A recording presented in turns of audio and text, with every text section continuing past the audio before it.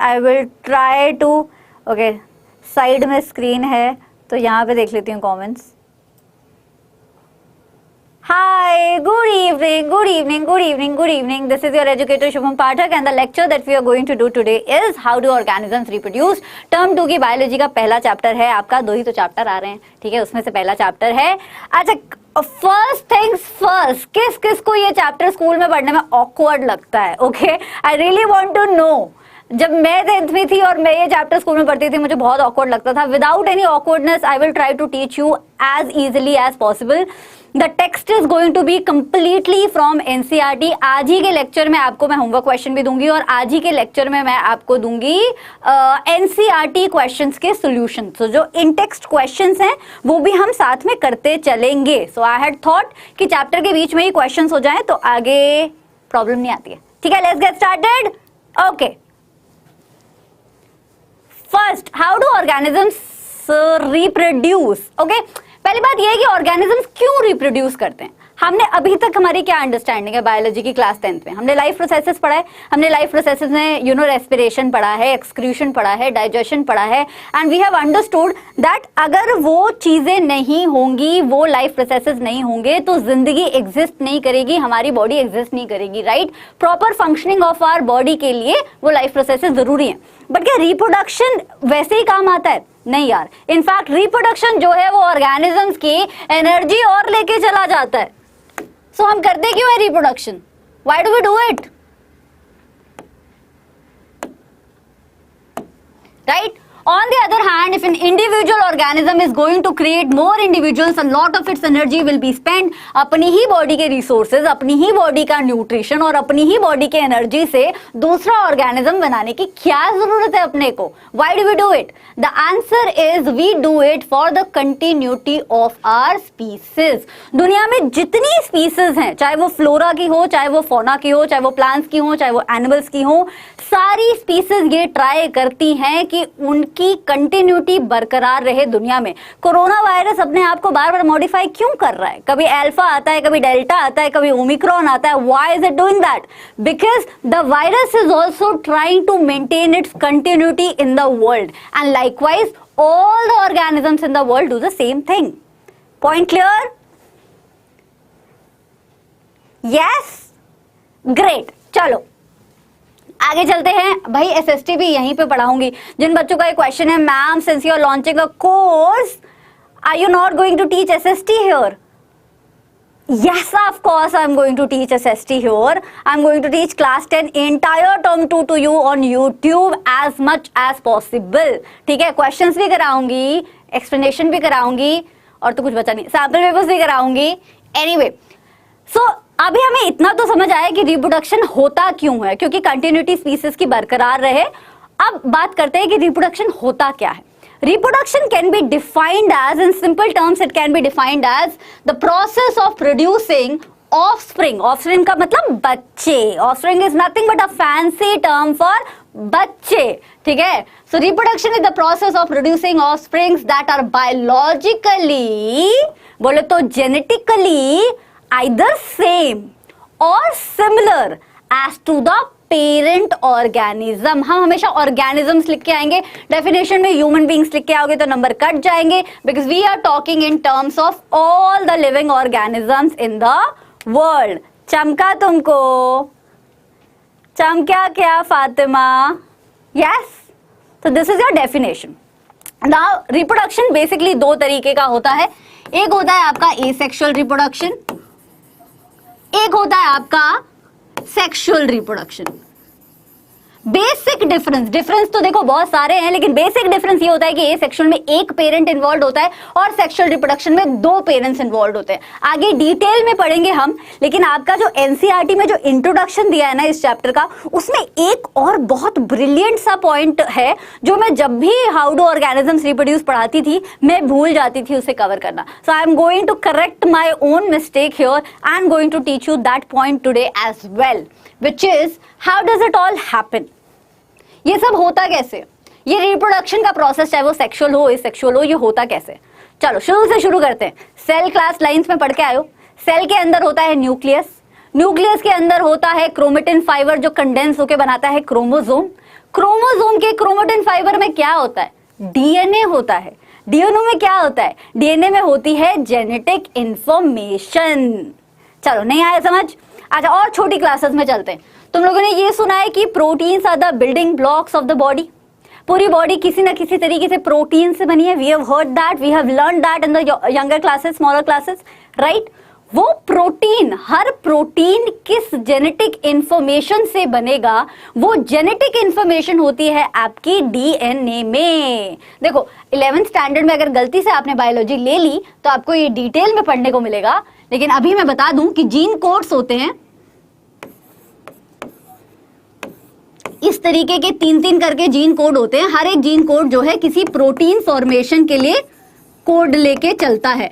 मतलब अगर ये कोड होगा तो एक पर्टिकुलर प्रोटीन ही बनेगा। ऐसे हर प्रोटीन का अपना एक जेनेटिक कोड, एक जेनेटिक इंफॉर्मेशन होती है जो डीएनए में होती है। तो जब रिप्रोडक्शन होना होता है, अगेन आइदर सेक्सुअल और एसेक्सुअल, बट जब भी रिप्रोडक्शन होना होता है तो ये जो जेनेटिक इंफॉर्मेशन है ये करती है रेप्लिकेट। पेरेंट ऑर्गेनिज्म से ये जेनेटिक इंफॉर्मेशन ट्रैवल करती है आगे आने वाली प्रोजेनी में, और यही है बेसिस रिप्रोडक्शन का। अब देखो भाई, कोई चीज परफेक्ट तो होती नहीं, कोई भी बायोकेमिकल रिएक्शन परफेक्ट तो होता नहीं, फिर ये रेप्लिकेशन कैसे आपका परफेक्ट हो सकता है? How can this DNA copy जो बनती है, ये बेसिक इवेंट कैसे परफेक्ट हो सकता है? ये भी परफेक्ट नहीं होता है। जब भी डीएनए की कॉपी बनती है, जब भी डीएनए रेप्लिकेट होता है, जेनेटिक इंफॉर्मेशन पेरेंट्स से बच्चों में कैरी होती है, उसमें थोड़ी बहुत वेरिएशन जरूर आती है। सेक्सुअल रिप्रोडक्शन में ज्यादा आती है भाई, उसमें 2 पेरेंट्स इन्वॉल्व हैं, the chances of having variations is way more than the asexual reproduction, लेकिन वेरिएशन थोड़ी बहुत आती जरूर है, right? Therefore, it is only to be expected that the process of copying the DNA will have some variations each time. As a result, the DNA copies generated will be similar. Mark my words, similar होगा, लेकिन original की तरह बिल्कुल identical कभी भी नहीं होगा। और इसी टेंडेंसी को, इसी नेचुरलिस्टिक टेंडेंसी को, जो डीएनए रेप्लिकेशन में थोड़े बहुत चेंजेस हमेशा आते हैं, इसी को आप बोलते हो वेरिएशन। और ये वेरिएशन नहीं होगा तो फिर हमें अलग अलग स्पीसीज कैसे मिलेंगे? इतनी भांति भांति तरीके के होमोसेपियंस कैसे मिलेंगे? बाकी इतनी सुंदर सुंदर अलग अलग तरीके की बर्ड्स, फ्लावर्स, प्लांट्स कैसे मिलेंगे? It is all possible because of variation. So variation in turn helps your evolution, right? Evolution अगला चैप्टर है, टर्म 2 में ही पढ़ना है, वो भी हम पढ़ेंगे। Harshit says boring lecture, then why are you here, Harshit? You're free to leave. Anyway, variation we were talking about. So variation की definition है, differences in the traits of an offspring from their parent is known as variation. मतलब कि same फंडा, parent organism से offspring में DNA replicate होके गया, genetic information travel की, लेकिन थोड़ी सी गलती हो गई, उस गलती को आपने वेरिएशन का नाम दे दिया। Why is variation beneficial? देखो, ये एनसीईआरटी का क्वेश्चन है, ये एनसीईआरटी का क्वेश्चन है। इसका एग्जाम्पल, इसका आंसर मैं आपको बता रही हूँ कि वेरिएशन जरूरी क्यों होती है। ऐसे सुनने में लग रहा है ना कि गलती है पेरेंट ऑर्गेनिज्म से, जब आप ऑफस्प्रिंग में जेनेटिक रेप्लिकेशन कर रहे हो तो गलती हो रही है, तो सुनने में लग रहा है कि कुछ गलत हो रहा है, कुछ गंदा हो रहा है, बट ऐसा नहीं है। Variations are actually good changes. These changes are the basis of evolution in the entire planet. So these bases become the basis of evolution. They increase the chances of survival of the species. For example, मान लो एक bacteria है, वो अपने natural habitat में रह रहा है, अभी नेचुरल हैबिटेट का टेम्परेचर या पीएच बहुत ज्यादा चेंज हो गया, अभी बहुत सारी पॉपुलेशन उस बैक्टीरिया की वाइप आउट कर गई, क्योंकि जो पर्टिकुलर टेम्परेचर उसे चाहिए था वो उसे नहीं मिल रहा। लेकिन उसमें से कुछ बैक्टीरिया ऐसे होंगे जो अपने अंदर ऐसे चेंजेस लाएंगे ताकि वो उन अनफेवरेबल कंडीशंस में भी सरवाइव कर जाए। ये क्या था? ये वेरिएशन थी। तो वेरिएशन से एक स्पीसीज को एनवायरनमेंट से अडेप्ट करने में हेल्प करती हैं, अपने सर्वाइवल को मेंटेन करने में हेल्प करती हैं, एवोल्यूशन के प्रोसेस को कैरी करने में हेल्प करती हैं। Like I had mentioned you, variations sexual reproduction में ज्यादा होती हैं। राइट, ये चीज भी याद रखेंगे। समझ आ रहा है?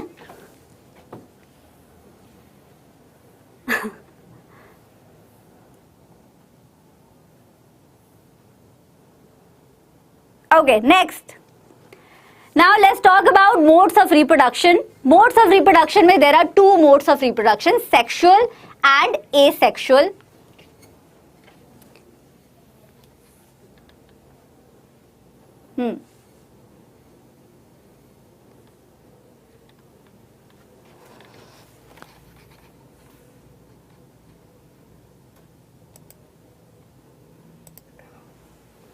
Yes, there are two modes of reproduction, sexual and asexual.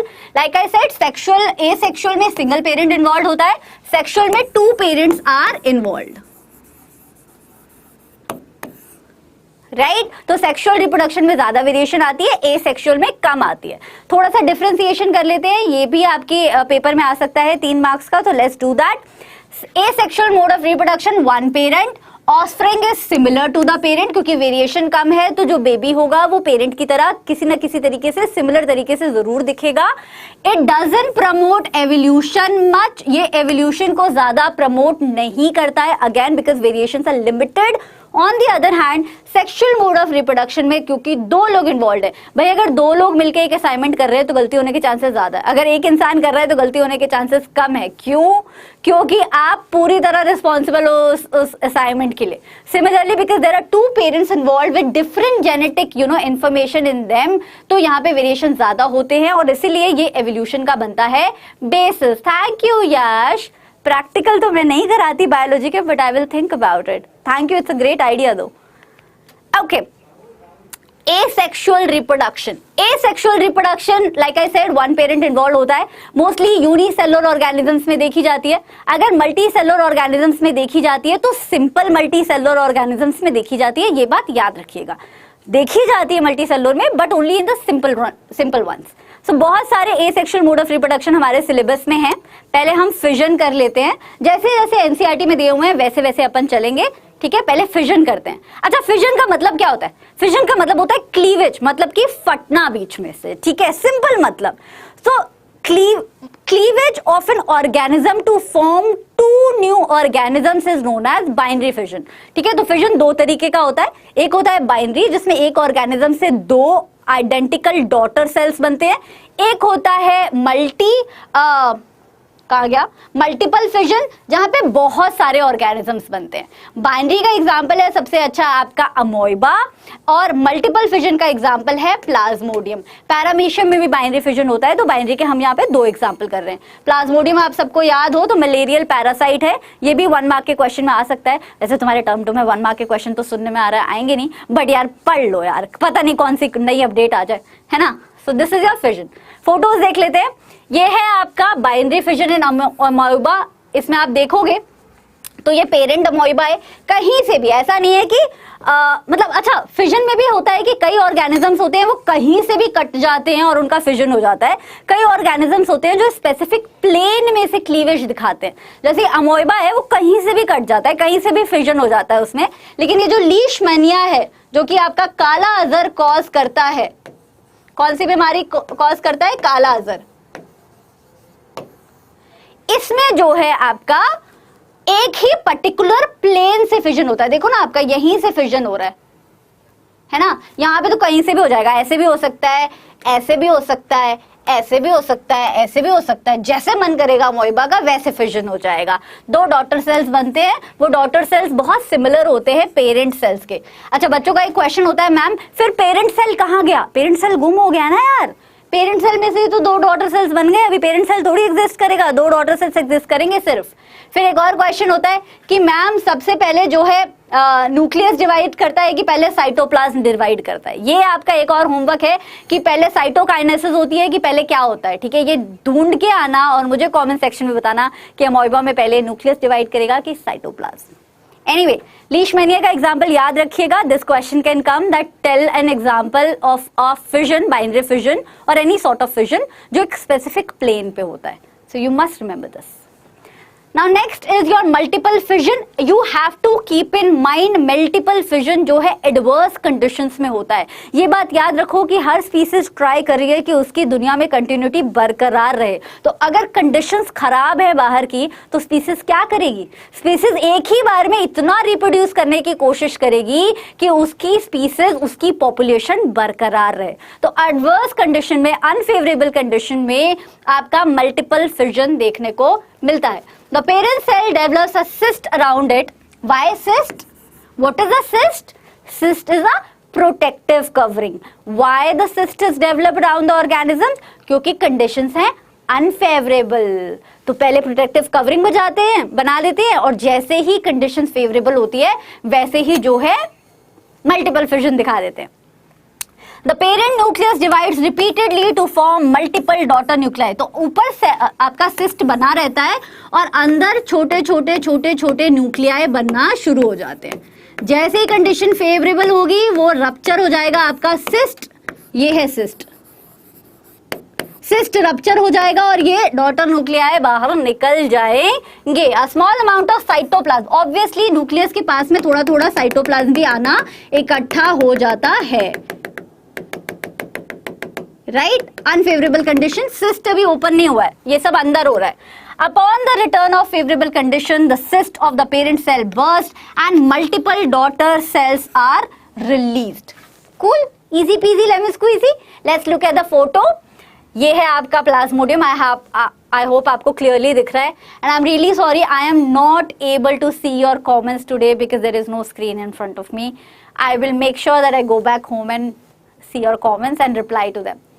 Anyway, multiple fissions in plasmodium. ये सिस्ट है, ये अंदर देखो न्यूक्लियाई बन रहे हैं. न्यूक्लियाई के आसपास थोड़ा थोड़ा साइटोप्लाज्म भी आ रहा है. फिर डॉटर सेल्स अंदर फॉर्म हो गए हैं और फिर सिस्ट रप्चर कर गया, सिस्ट ब्रेक कर गया. ये भी क्वेश्चन आ सकता है कि सिस्ट ब्रेक कब करता है. याद रखना जब कंडीशन फेवरेबल होती है. Cool. Next sort of your asexual reproduction in your syllabus is fragmentation. Fragmentation क्या होता है? मल्टी सेलर ऑर्गेनिजम्स में होता है, लेकिन सिंपल मल्टी सेलर ऑर्गेनिजम्स में होता है. ये भी याद रखेंगे. फ्रैगमेंटेशन हिंदी करेंगे. फ्रैगमेंटेशन का मतलब क्या है? टुकड़ों में बंटना. तो जब टुकड़े हो जाते हैं ऑर्गेनिजम्स के और हर टुकड़े से एक नया ऑर्गेनिज्म बन जाता है, उसे आप बोलते हो fragmentation. Easy. Let's look at the English version of it. Spirogyra, एक again simple multi cellular organism which is your spirogyra. Smaller pieces में ब्रेक करता है जब मेच्योर हो जाता है. मेच्योर होने पे करेगा, यंग स्पाइरोगायरा नहीं करेगा. और फिर वो पीसेस जो है बाद में जाके इंडिविजुअल ऑर्गेनिजम्स बना लेते हैं. यहाँ पे एक ही स्टेज दिखाई है बच्चा. इस स्टेज के बाद में वो दोनों भी मेच्योर हो जाते हैं. राइट, ये जो पीसेस ब्रेक हुए हैं ये भी आपके मेच्योर हो जाते हैं. इसको भी हम याद रखेंगे. कूल. वेरी गंदा डायग्राम. हाय, विक्रांत बोल रहा है मैम प्लीज टर्म 2 के कोर्स स्कूलियो ऐप पे नहीं आ पाएंगे. देखो, अडल्टिंग का ये रूल है कि आपके पेड कोर्सेज किसी एक ही प्लेटफॉर्म पे आ पाएंगे. ठीक है, ये मैं आपको अडल्टिंग का रूल समझा रही हूँ. So if those paid courses are coming on a different platform right now, they can't come on Schoolio. I wish they could have come, but ऐसा नहीं होता. What is my Insta ID? My Insta ID is socially Shubham. Anyway, this is not true for all the multicellular organisms. They cannot simply divide cell by cell. ये भी आपका क्या है? NCERT question है. Yellow pen से लिख दूं? चलेगा?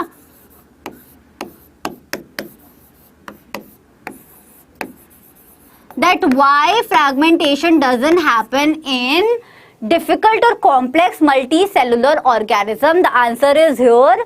क्योंकि specialized cells मतलब ऐसा असॉर्टमेंट होता है. देखो, मल्टी सेलर ऑर्गेनिज्म कोई सिंपल तो होते नहीं है, मोस्टली कॉम्प्लेक्स होते हैं. तो कॉम्प्लेक्स मल्टी सेलर ऑर्गेनिज्म में फ्रैगमेंटेशन नहीं हो सकता क्योंकि उनकी बॉडी में सिर्फ सेल्स नहीं होते. उनकी बॉडी में सेल्स ऑर्गेनाइज करते हैं खुद को टिश्यूज में, टिश्यूज ऑर्गेनाइज करते हैं खुद को ऑर्गन्स में, ऑर्गन्स ऑर्गेनाइज करते हैं खुद को ऑर्गन सिस्टम में, तब जाके तो पूरी बॉडी बनती है यार. So it is not possible, it is not it would be very messy and impractical to have fragmentation, तो नहीं होता है। जो भी चीज देखो हम ऐसे इवॉल्व किए, एवोल्यूशन का यही बेसिस है कि अपनी कंटिन्यूटी बरकरार रखो आप दुनिया में, और सबसे इजी वे में बरकरार रखो ना यार, जो इजीएस्ट पॉसिबल वे है वो करेंगे हम। तो हम जो कॉम्प्लेक्स मल्टीसेलुलर ऑर्गेनिजम्स होते हैं वो सेक्सुअल रिप्रोडक्शन से प्रोड्यूस कर लेते हैं अपने ऑफस्प्रिंग्स, उनको क्या जरूरत है इतना कॉम्प्लेक्स प्रोसेस करने के लिए, because of the body organisation.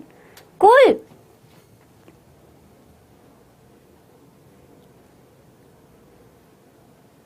Okay,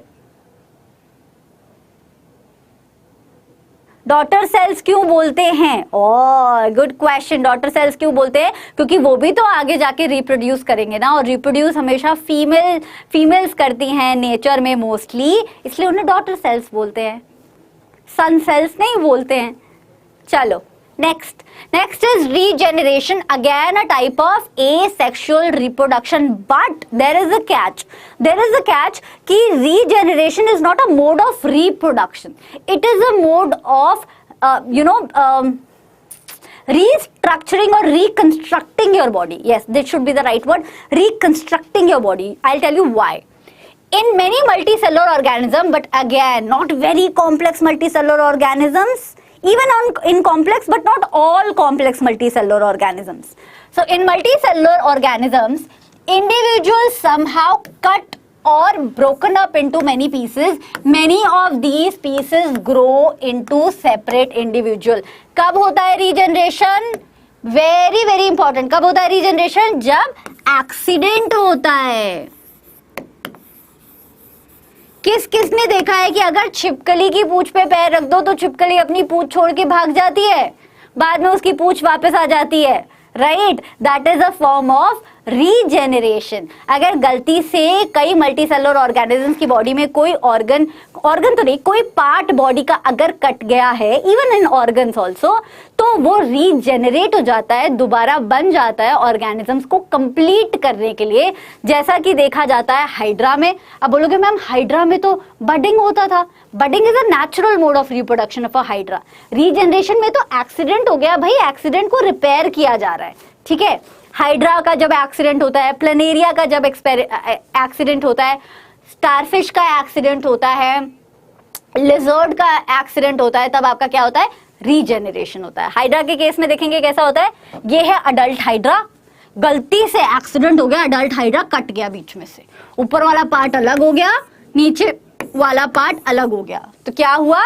ऊपर वाले पार्ट ने ये वाला पार्ट बना लिया दोबारा, और नीचे वाले पार्ट ने ऊपर वाला पार्ट बना लिया दोबारा।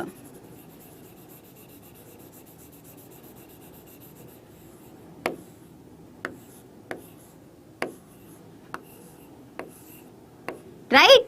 और फिर ऑर्गेनिज्म हो गया कंप्लीट। पार्ट 1 भी कंप्लीट हो गया, पार्ट 2 भी कंप्लीट हो गया। सो this is how regeneration happens. Next एक बार स्टारफिश का भी दिखा देती हूँ। स्टारफिश का एक आर्म कट गया तो फिर वो रीजनरेट हो गया भाई, वो आर्म में से भी दूसरा स्टारफिश बन गया, और जिस स्टारफिश का आर्म कटा था वो भी कंप्लीट कर लिया खुद को। ये है आपका प्लेनेरिया का। प्लेनेरिया भी आपके देखो, स्टारफिश एनसीईआरटी में नहीं है, प्लेनेरिया एनसीईआरटी में है, इस पे ध्यान देते हैं। प्लेनेरिया इस तरीके का दिखता है कुछ। मान लो ऊपर वाला पोर्शन कट गया, नीचे वाला पोर्शन कट गया, तो उसने बना लिया, ऊपर वाले पोर्शन की बाकी बॉडी आ गई, बीच वाले पोर्शन की बाकी बॉडी आ गई, नीचे वाले पोर्शन की बाकी बॉडी आ गई। सो this is regeneration. What you have to keep in mind is it only happens in accidents. Ma'am, does degeneration occur in starfish? Yes, regeneration occur in starfish. It also occurs in lizard. Next is your steps in regeneration. ये भी NCERT में है, सो कई बार आप पढ़ना भूल जाते हो जब आप ऑनलाइन पढ़ते हो, बट ये एनसीईआरटी में है तो इसको एक बार रीड कर लेते हैं। क्या होता है कि मल्टीसेलुलर ऑर्गेनिजम्स की बॉडी में कुछ ऐसे सेल्स होते हैं जिन्हें स्पेशल सेल्स बोला जाता है। उन स्पेशल सेल्स को आप स्पेशलाइज्ड सेल्स भी बोल सकते हो, राइट? वहां उन स्पेशलाइज्ड सेल्स का प्रोलिफरेशन होता है। प्रोलिफरेशन मतलब वो बड़े होते हैं, मैच्योर होते हैं। तो स्पेशल सेल्स प्रोलिफरेट हुए, उन्होंने अपना नंबर बढ़ाया, वो मैच्योर भी हुए, नंबर भी बढ़ाया। नंबर बढ़ाने के बाद दे अंडरगो डिफरेंशिएशन। बहुत सारे नंबर हो गए, मान लो ये सेल से खूब सारे सेल्स हो गए, कुछ सेल्स ने कोई और पार्ट बना लिया, कुछ सेल्स ने कोई और पार्ट बना लिया, कुछ सेल्स ने कोई और पार्ट बना लिया। जैसे बोन मैरो है, बोन मैरो में स्टेम सेल्स होते हैं, वही स्टेम सेल्स आपके WBC भी बना सकते हैं, वही स्टेम सेल्स आपके RBC भी बना सकते हैं। डिफरेंट एनोलॉजी, इसमें मिक्स मत करना, बोन मैरो में कोई ऐसा नहीं हो रहा है, ठीक है, ये अलग है, but I was just trying to explain it to you. तो स्पेशल सेल्स प्रोलिफरेट किए, उन्होंने नंबर बढ़ाया, नंबर बढ़ाने के बाद उनमें डिफरेंशिएशन हुआ, उन्होंने अलग अलग फंक्शन अपनाया, और फंक्शन अपनाने के बाद उनका डेवलपमेंट शुरू हो गया और ऑर्गेनिज्म कंप्लीट हो गया। This is your regeneration. Now a lot of students want to know कि रीजनरेशन और फ्रैगमेंटेशन के बीच का डिफरेंस क्या होता है। So let me tell you, organisms that are fragmented result in each fragment growing into an individual organism। देखो fragmentation में इंडिविजुअल ऑर्गेनिज्म बन रहा है, रीजनरेशन में इंडिविजुअल ऑर्गेनिज्म नहीं बन रहा, जो बॉडी पार्ट लॉस्ट हुआ है वो बॉडी पार्ट दोबारा रिकंस्ट्रक्ट हो रहा है, ठीक है। तो सबसे बड़ा पार्ट तो ये हो गया, सबसे बड़ा डिफरेंस। एक नया इंडिविजुअल बन के तैयार होता है फ्रैगमेंटेशन में, यहाँ कोई नया ऑर्गेनिज्म नहीं बनता है। Only a few organisms can fragment from new individuals. All organisms exhibit the ability of regeneration only to some degree. Yes, mostly सारे multicellular organism में किसी न किसी डिग्री की रीजनरेशन देखी जाती है, लेकिन बहुत ही कम ऐसे मल्टीसेलुलर ऑर्गेनिजम्स है जैसे कि स्पाइरोगायरा जिनमें आपकी फ्रैगमेंटेशन की कैपेबिलिटी देखी जाती है। So this is your regeneration, जो आपका स्टारफिश, लिजर्ड और प्लेनेरिया में था, and this is your fragmentation. Next is your another type of asexual mode of reproduction which is known as budding. Budding तो नाम से पता चल रहा है, बड का मतलब कली, तो कली जैसा एक स्ट्रक्चर बन जाता है। कुछ ऐसे ऑर्गेनिजम्स होते हैं जैसे कि हाइड्रा, उनकी बॉडी पे कली की तरह मतलब बड की तरह एक आउटग्रोथ हो जाती है। ऑब्वियसली कहीं से भी नहीं होगी, एक स्पेशल जगह होगी जहां से वो आउटग्रोथ होगी। So in hydra bud develops as an outgrowth due to repeated cell division at one specific site. अगर ये हाइड्रा है तो ये मान लो वो स्पेसिफिक साइट है, तो यहीं पे बड बनेगी ग्रोथ से, राइट। फिर वो जो बड है वो डेवलप करती है, टाइनी इंडिविजुअल बन जाता है, और फिर बाद में फाइनली जो है वो इंडिविजुअल अलग हो जाता है, and we get 2 hydras. Photo दिखाती हूँ, अच्छे से समझ आएगा। ये देखो, ये आपका पेरेंट हाइड्रा है, पेरेंट हाइड्रा में बड बनना शुरू हो रही है, अभी जस्ट डेवलपिंग। यहाँ पे बड पूरी डेवलप हो गई, यहाँ पे बड पूरी मैच्योर भी हो गई, न्यू बड बन गई, और वो फिर अलग भी हो गई और नया ऑर्गेनिज्म बन गया। This is in your hydra. Next budding east में भी होती है। This example is also in NCERT, so let's do this also. East, ये एक पेरेंट ईस्ट सेल है, जो भी आप पहले बनाओगे उसे पेरेंट बोलोगे। अब ये मत बोलना मैम फीमेल पेरेंट है कि मेल पेरेंट है, पेरेंट है वो, ठीक है। पेरेंट सेल है ईस्ट का, बड बन गई एक स्पेसिफिक साइट पे, वहां पे सेल्स का प्रोलिफरेशन हुआ, बड बन गई, वो बड बाद में अलग हो गई, एक नया ऑर्गेनिज्म बन गया, और फिर बाद में लॉन्ग चेन भी बन जाती है। ऑब्वियसली ये जाके आगे भी बड बनाएगा, फिर आगे भी बड बनाएगा। So sometimes buds remain attach, sometimes they get ripped off और ऑर्गेनिज्म बन जाता है, समटाइम्स वो उसी पे अटैच रहती है, तो मल्टीपल चेन भी बन जाती है, but this is specific to your yeast, ठीक है। So keep that in mind. Next is your spore formation. Spore formation सबने देखा होगा। ब्रेड को अगर हम फ्रिज में रखेंगे तो ब्रेड खराब नहीं होगी, ब्रेड को अगर हम बाहर रखेंगे तो ब्रेड पे काला काला काला काला काला काला कुछ तो फंगस लगनी शुरू हो जाती है। ये हम सबने देखा है। क्यों?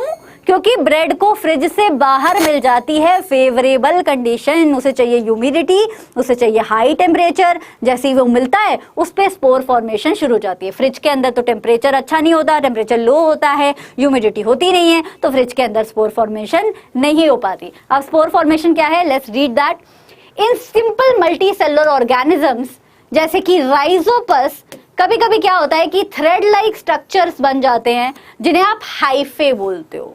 हाइफे नहीं करेंगे स्पोर फॉर्मेशन, याद रखना। हाइफे के ऊपर गोल गोल बल्ब लाइक स्ट्रक्चर्स होंगे। इफ दिस इज हाइफे तो यहाँ पे छोटे छोटे बल्ब लाइक स्ट्रक्चर्स होंगे, उनको, उन ब्लॉब्स को आप बोलते हो स्पोर्स, स्पोरेंजिया, सॉरी, उनको आप बोलते हो स्पोरेंजिया। स्पोरेंजिया के अंदर होते हैं और छोटे छोटे माइन्यूट माइक्रोस्कोपिक स्पोर्स। याद रखना, राइजोपस, राइजोपस का हाइफे, हाइफे के ऊपर blob like structure, blob like structure sporangia, sporangia के अंदर spores. So these spores can eventually develop into new rhizopus individuals if they get the favorable condition. Again, spore formation भी कब होता है? जब unfavorable conditions होती हैं।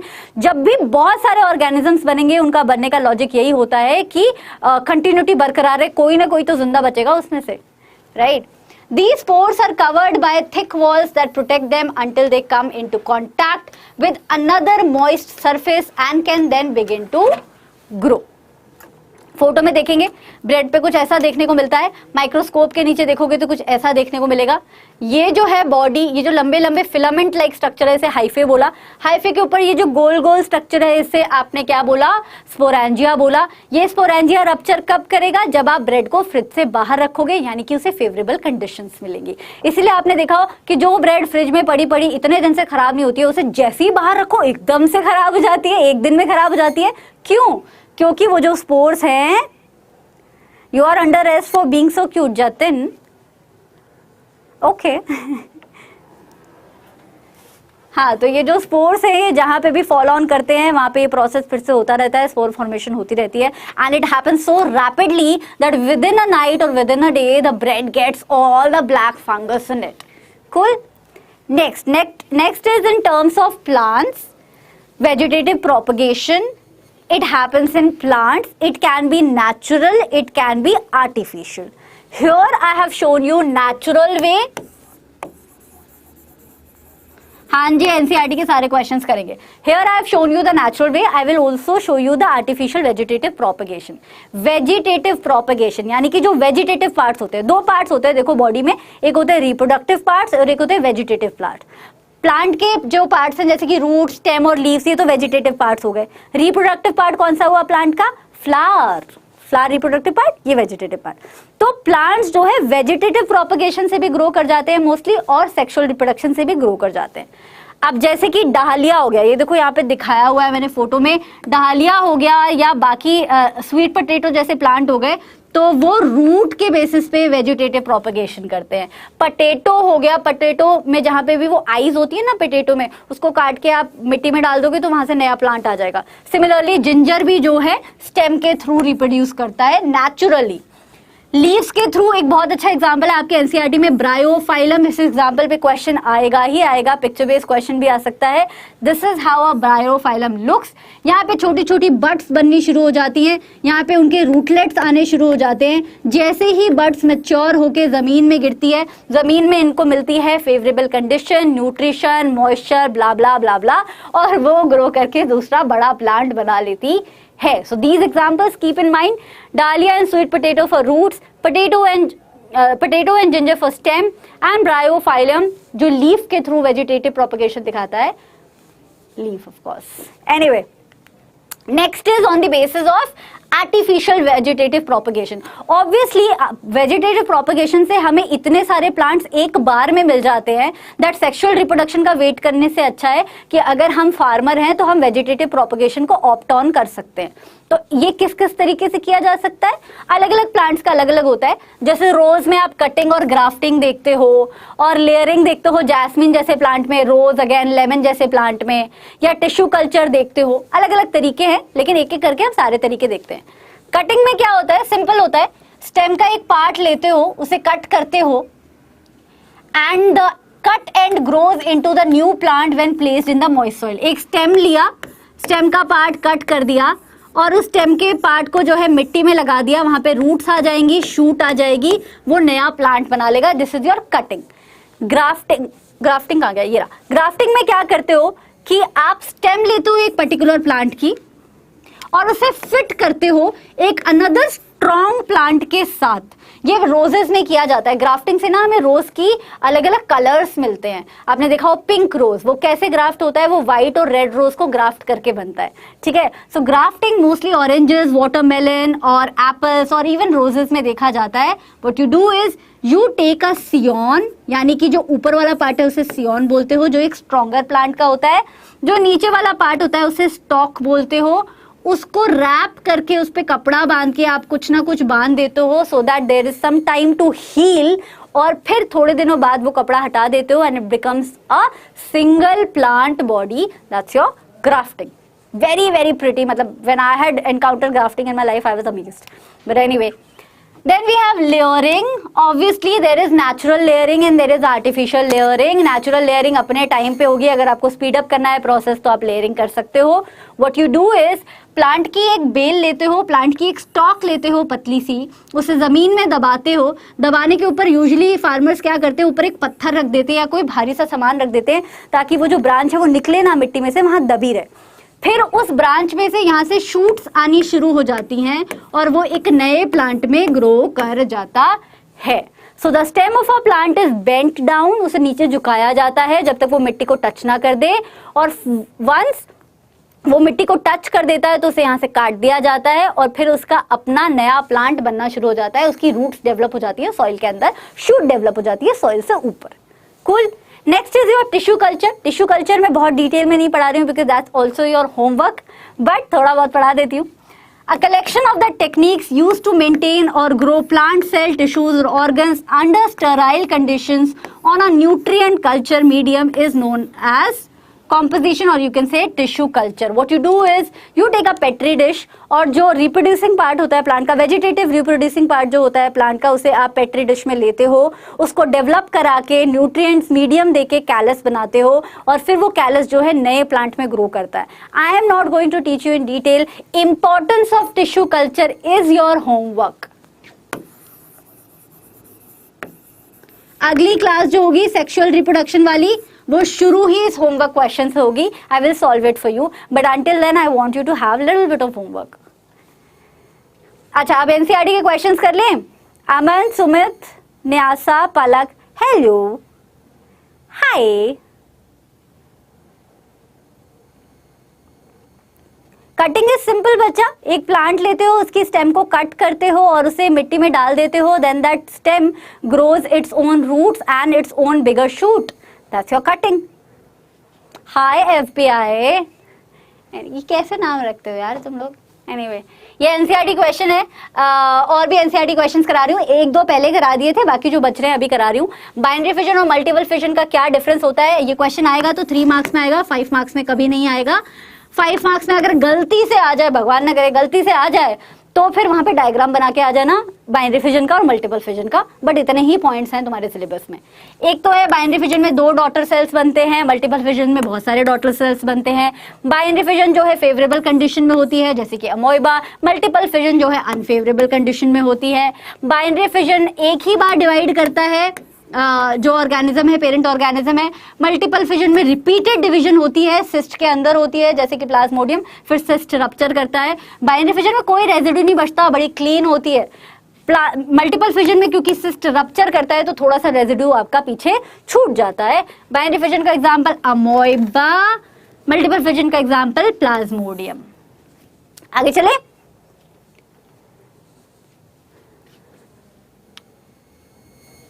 मैम मुझे डाउटनेट का कोर्स लेना है पर मेरी ट्यूशन भी होती है, शुड आई लीव ट्यूशन. ये very tough question. If your tuition teacher is teaching you nicely, why would you want to leave her और हिम, राइट? तो मतलब I will leave it up to you. Anyway, then the question is, how will an organism be benefited if it reproduces through spore? Spore formation करके अपने को क्या फायदा है? The same question can come for multiple fission. Logic same ही है. Unfavourable condition में होता है स्पोर फॉर्मेशन और मल्टीपल फिजन. दोनों से फायदा ये है कि जल्दी से हमारी स्पीसीज की कंटिन्यूटी बरकरार रहती है. एक बार जरा ये इसका आंसर देख लेते हैं. स्पोर रिप्रोडक्शन इज क्विक, बड़ी जल्दी होता है. मैंने बताया ना, एक रात के अंदर पूरी ब्रेड काली हो जाएगी, उसे बस बाहर रख दो, ठीक है. और मल्टीपल टाइम्स होता है, एक ही बार में मल्टीपल प्रोजेनीज बन जाती हैं, सर्वाइवल के चांसेस बढ़ जाते हैं. और जो हमारे स्पोर्स हैं वो तो विंड से भी कैरी कर सकते हैं, पानी से भी कैरी कर सकते हैं, डिपेंड अपॉन कि मीडियम क्या है.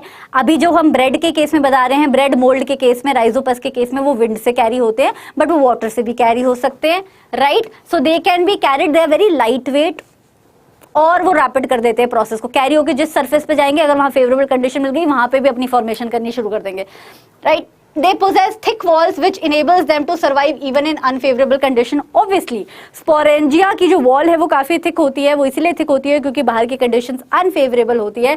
जैसे ही favorable condition मिलेगी, वो अपने आप को rapidly reproduce करना शुरू कर देगी. So it maintains, it makes sure that unfavorable condition में organism जो है survive कर जाए, right? Asexual mode of reproduction है तो एरर के चांसेस नहीं है, वेरिएशंस बहुत ज्यादा होती नहीं है, जो ऑर्गेनिज्म बनता है, ऑफस्प्रिंग बनता है, वो पेरेंट ऑर्गेनिजम्स का बहुत ही ज्यादा सिमिलर बनता है। They assist the entity to tide over the bad phase, वही अनफेवरेबल कंडीशन को जब तक अनफेवरेबल कंडीशन खत्म नहीं होती तब तक आपकी स्पोर फॉर्मेशन ये भी ख्याल रखती है कि उसे रप्चर नहीं करना है, वरना तो कुछ भी नहीं हो पाएगा। We will lose our one chance of survival. Cool. Next question is why is vegetative propagation practice for growing some time of plant. Basically हम आर्टिफिशियल तरीके का वेजिटेटिव प्रोपगेशन क्यों करते हैं? Why don't we leave it to the sexual mode of reproduction of the plants? I tell you why. Because हमें जल्दी जल्दी चाहिए नए ऑफस्प्रिंग, राइट? तो vegetative mode of reproduction is very rapid, it is very very easier. एक ही बार में कई सारी प्रोजेनीज मिल जाती हैं प्लांट्स की। It helps the plant to grow in regions where germination has failed. By chance कभी normal germination seed से growth जो होती है उसे germination बोलते हो। germination fail हो गया, कोई बात नहीं, vegetative reproduction कर लो। मान लो ऐसी कोई plant variety है जिसकी seeds की quality अच्छी नहीं है या seeds थोड़े weak हैं, वहां पे भी vegetative reproduction कर दो। viable का मतलब fertile, अगर seeds बहुत ज्यादा strong या fertile नहीं है तो vegetative reproduction कर दो और जल्दी भी हो जाता है और बहुत सारी प्रोजेनीज भी मिलती हैं। So these are some of the examples. We do it in case of potato. Potato होता है ना ऐसा, इसकी बहुत सारी आईज होती है ना पोटैटो की, हर आई को काट के ऐसे ऐसे सर्कल काट के उसको मिट्टी में लगाओगे तो हर आई में से नया पोटैटो प्लांट निकलेगा। तो एक पोटैटो में से अपने को कितने प्लांट मिल गए? All because of vegetative propagation. Next, Why is DNA copying an essential part of the process of reproduction? DNA copying reproduction में essential क्यों है? पहली बात, अच्छा एक और पॉइंट है मुझे अभी याद आया, लिख देती हूँ।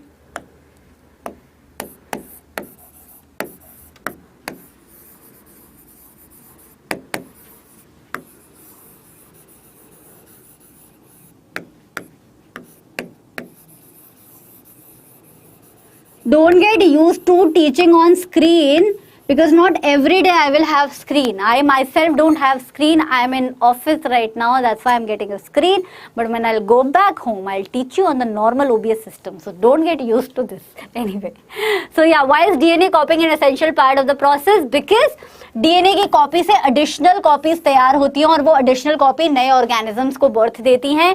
जेनेटिक इन्फॉर्मेशन डीएनए के अंदर होती है, अगर वो जेनेटिक इन्फॉर्मेशन रेप्लिकेट कर रही है तो उसके लिए डीएनए की कॉपी बनानी जरूरी है। एट द सेम टाइम जब तक डीएनए की कॉपी नहीं बनेगी तो डीएनए की कॉपी में गलती नहीं होगी, और गलती नहीं होगी तो आपका वेरिएशन नहीं होगा, और वेरिएशन नहीं होगा तो एवोल्यूशन नहीं होगा। इसको ब्रेक करके आप 4 पॉइंट्स भी बना सकते हो, एवोल्यूशन का अलग, but I think 3 points are sufficient. थोड़ा इसमें और एक्सप्लेन कर देना, because if this question will come, it will come for 3 marks or 2 marks with some other question. Cool? So like I said, your homework is please read about tissue culture. थोड़ा सा मैंने पढ़ाया है but अच्छे से नहीं पढ़ाया है, एग्जाम्पल नहीं दिया है, because that's your homework. What is it? You have to read 2 things.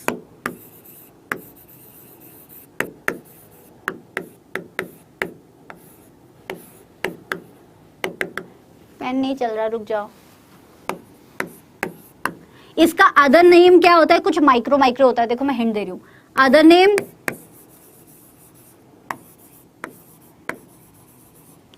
और इंपॉर्टेंस।